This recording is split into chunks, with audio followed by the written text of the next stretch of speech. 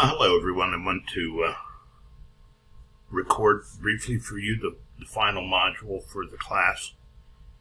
It's on empowerment and also topics of engagement, delegation. It's closely related to the discussion on motivation. In fact, if you've listened to my motivation discussion, one of the four models of motivation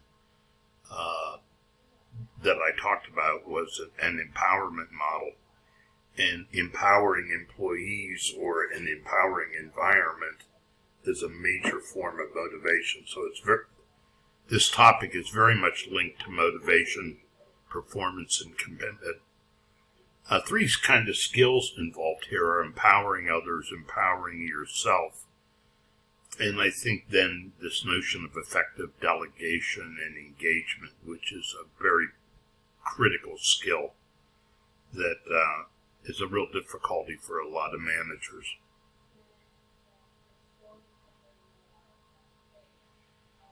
I ask you to take an assessment associated with this, and kind of focusing on how empowered do you feel.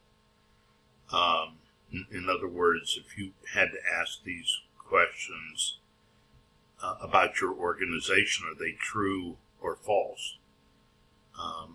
Does what you think or say count, or do people in power take advantage?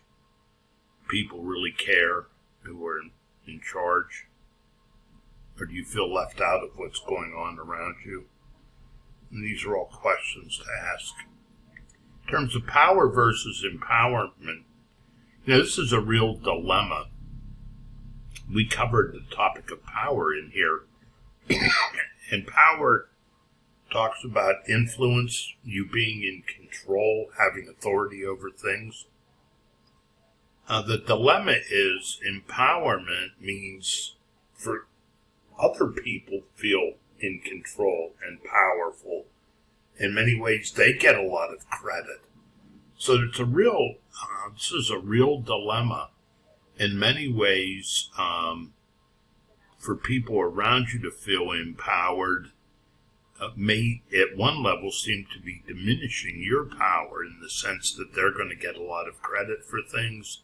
They're going to be involved in decision making. However, the paradox is the more powerful people around you feel, the more power you actually have. And this is kind of why humility is seen as one of the key leadership abilities.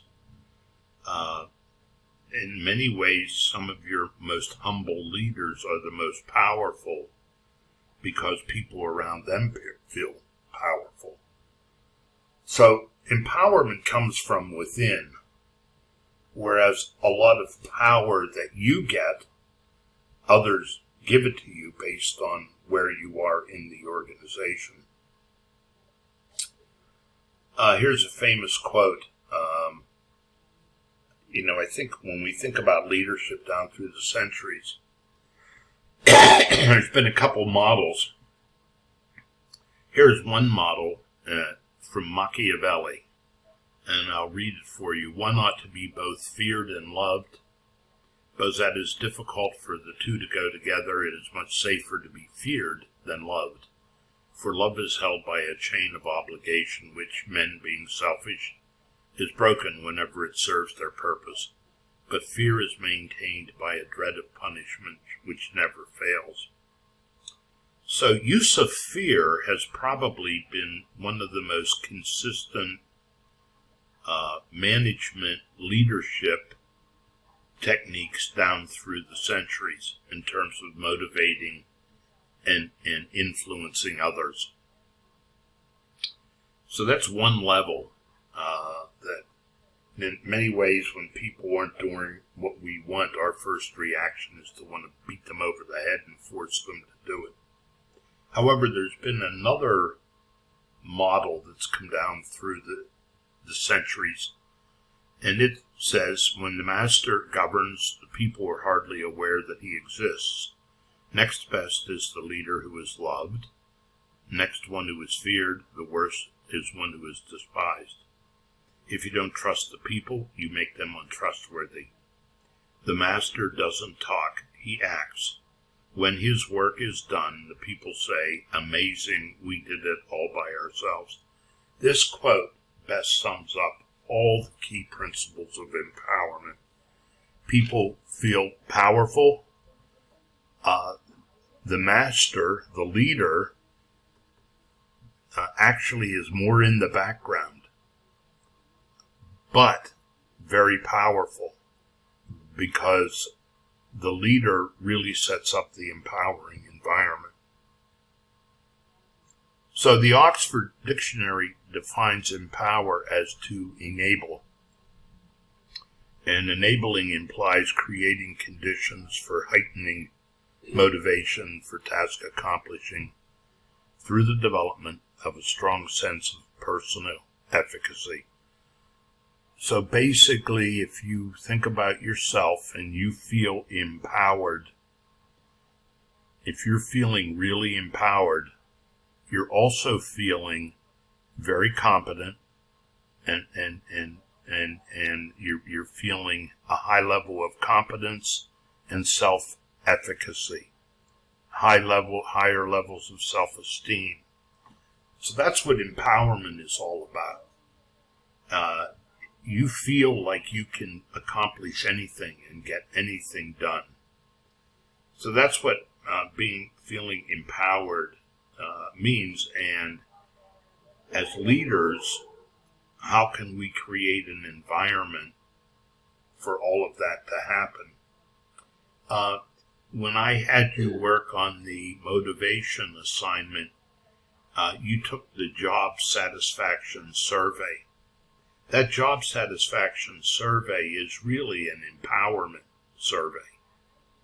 And your heightened levels of job satisfaction really are linked to this notion of empowerment. It's a process whereby your belief in your self-efficacy is enhanced. And the basic assumption about human beings is this, that we all have a need for self-determination and a need to control and cope with the environment. In other words, I'd like to be in control of my future, that I would like to self-determine as much as I can about my life. So that's a basic assumption about us. I would rather do than wait around for other people to tell me what to do. So when we talk about empowerment, and the book talks about all these, they use different words. Self-efficacy, a sense of personal accomplishment, is one dimension. Another is self-determination. In other words, I have the ability to make choices about my future, my life. Personal control. I have an impact. I feel that what I do has an impact on others or on the product I'm working on. Also, what I do has meaning, and there's value in what I do. And then finally, there's a sense of trust or security. In other words, it's kind of what I talked about, that concept of psychological safety when I was talking about groups. I trust that I can make mistakes and it's not going to negatively impact me. That's what trust means. I have a sense of security about my environment that I'm in. So people feel empowered when they work on things that are critical to an organization, when you have discretion and autonomy, when your accomplishments are visible and recognized by others, and if you feel connected to other people of influence and support in your environment. And here are some basic ideas on how to build power for yourself and for others. Get to know people. That's why interpersonal relations are so important. In other words, develop your interpersonal competence. Keep working on your EQ, emotional intelligence. Use your power in service to others. Help other people by enlarging their sphere of influence. Keep people informed. People feel confident around you if they feel you're not hiding information. Be good at networking. And here's a biggie. Make heroes of other people. In other words, recognize other people. One of the worst things you can do to someone else is take credit for what they've done. One of the single biggest mistakes that bosses make is to take credit for work that their subordinates do. A horrible violation of empowerment. Some factors to think about that might lead to, a lot of times your bosses create a negative environment. Also, the organizational you happen to be in may be an unempowering environment. A lot of organizations going through change, highly bureaucratic environments, plus highly disorganized environments. Real authoritarian environments aren't very empowering. Supervisory style, authoritarian, negative styles. These are all kind of things that lower self-efficacy or lower feelings of empowerment. The job design. Look at that job satisfaction survey you took. So there's a lot of things related to job design. So over time, one of the things, I guess over time, I talked about the fear model, but over time we've been taught what I call the heroic model of leadership. And in our American culture, we have the culture of the rugged individualist. When I was growing up, there was a show on TV called The Lone Ranger, and had a sidekick, Tonto. You'll see some old Lone Ranger stories. The basic premise of every show was it took place in a small town out west. The townspeople were in trouble. The Lone Ranger would ride into town, take care of the bad guys, solve the problem, and then ride out of town. That's what was a heroic model of leadership. That's what we want. You go to the press now. Who in the business press gets all the ink? All the leaders who are charismatic, highly visible, almost seem like heroes. They'd say Elon Musk is going to solve Twitter. It's like that. We say a hero's going to come in and save the day. Well, and I know situations like that are so damn complicated. Not one person's going to solve it all. I think we have to get away from that heroic model of leadership, that rugged individual. The difficulty arises because this model of management, too commonly practiced and too commonly taught, increases the manager's feeling of responsibility, while it sets up mechanisms that block the upward flow of communication and commitment of subordinates.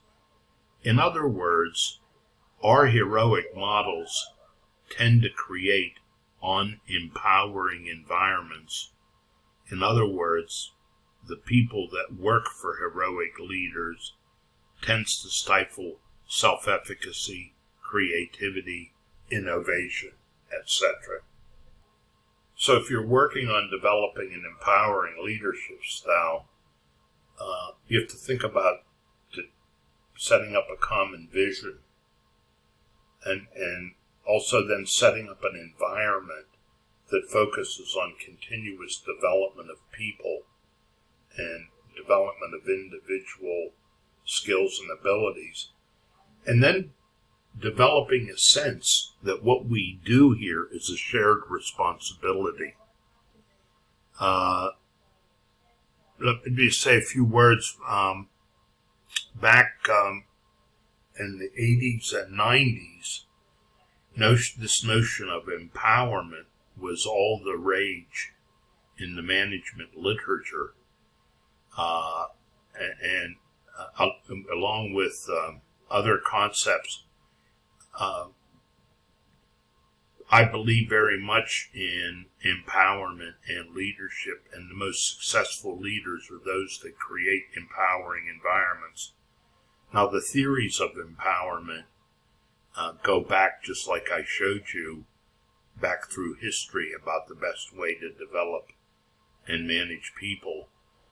And you read today, while this isn't a high-profile theory now that's in the press, empowerment and empowering leadership is really at the basis for good, solid leadership. And I encourage you to keep this chapter of the text close to hand. And you can understand empowerment quite easily by kind of looking at yourself in the work environment you're in, and if you're feeling empowered. If you're not, why not? And that says something then about the environment you happen to be in. So those are some quick thoughts I have on empowerment. And let me talk for a few minutes on the notion of delegation and engagement. The 9th and 10th edition of our textbook is using the word engagement. I guess that's the big buzzword. To me, it's just another way. It is another way of talking about delegation. Delegation means engaging others in decision making. And delegation is really such a critical skill for you. So when you think about delegation, and I know some of you are working on it in the course, you have to think about the organization. Do you work for an organization that promotes delegation or engagement? And what about you? How do you feel about delegation? And then consequently, how about the person on the other end being delegated to? Do they want to feel empowered? And how amenable are they to feeling and being empowered? There are some inhibitors that you have in yourself to empowerment that make delegation for you difficult. What are your attitudes about other people? What is your basic belief system about other people? Do you believe other people want to grow and learn? Do you believe other people want to do the right thing, want to work as hard as they can? Or do you believe other people have to be motivated, have to be told what to do, aren't self-starters? So a lot has to do with what's your attitude about others. What are some of your personal insecurities that you might have about working with others? What about your need for control? In other words, I can do it better. Or it really why should I spend time telling her what to do? I can get it done just as quickly. Well, I'm the one ultimately responsible. Yeah, when you delegate, you actually are the one ultimately responsible, but you can delegate primary responsibility while retaining ultimate responsibility. That's why the CEO of the company has ultimate responsibility for everything. Some of the advantages of delegation.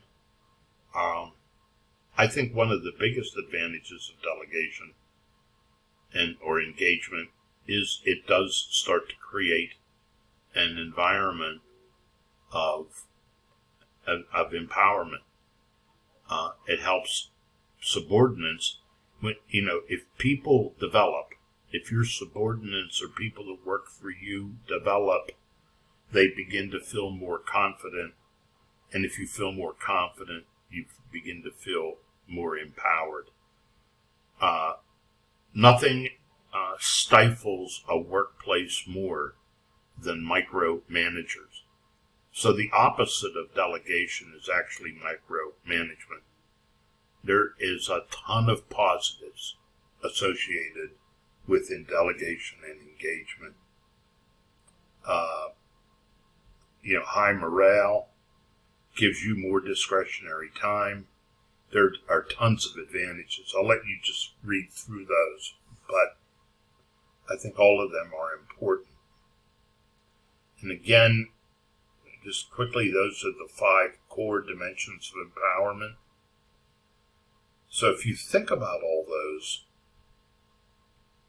and say you're trying to create an empowering environment, think about all of those things in terms of the people that work with and for you. Are they happening?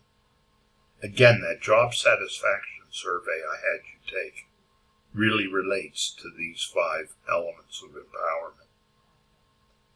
So, again, these are ways to empower or engage others. These are all outlined in your text. Providing resources, creating confidence, have a clear vision, be a good role model, etc. Delegating work, it refers to the assignment of a task. It is work focused. Empowerment is focused on the individual.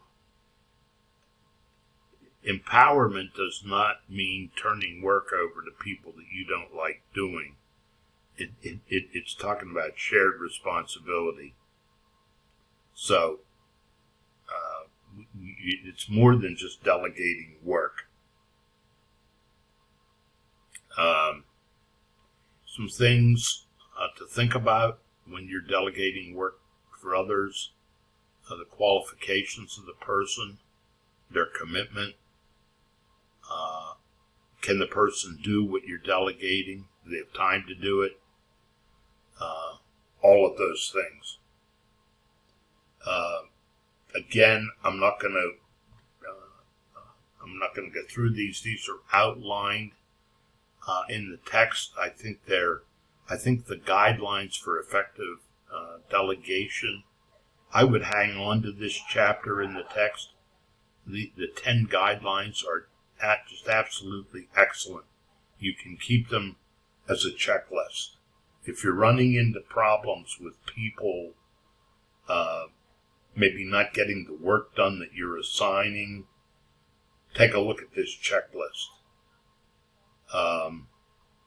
etc. So, the principles of effective delegation: deciding when to do it, who to do it with, how to do it, and again, utilize those 10 guidelines. I'm giving you a case study as an assignment that helps look at those guidelines. So that wraps up my discussion on delegation and empowerment, and I think again this links into the topics of motivation. It really gets at all the skills of communication, conflict resolution, use of power. This is one of those topics where really focuses on enhancing the group you're working with. So with that wraps up the next to last topic for the course.